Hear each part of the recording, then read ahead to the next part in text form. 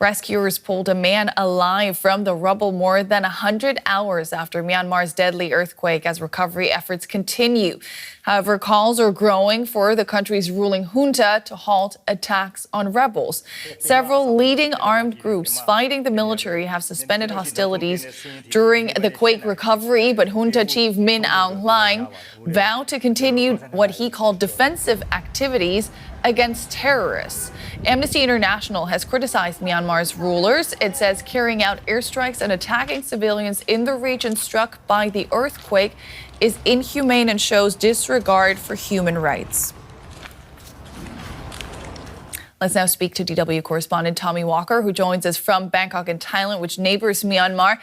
Tommy, the military junta in Myanmar rejects a cessation of hostilities. Do we know why? Well, one would have to think that it's to try and seize or retain some form of control. I mean, some experts believe that this is an opportunity for the military junta, which has violently cracked down in the last 4 years on resistant groups. It's an opportunity for them to control more of the country. Others say that these military actions that are continuing would have happened anyway, whether the earthquake would have occurred or not. So that's what we're hearing, that the military will continue what they describe it as defensive actions. But in reality, this junta, this military has attacked, the country for the last 4 years, including civilians. We do know that aid is now getting into the country. Do we know, though, if it's getting to all affected communities or only the ones under junta control? I think the initial aid that's coming into the country is going to cities which are under military control, Naypyidaw, Yangon. The questions and the concerns is that how much of this aid is going to go to affected areas which are not under military control.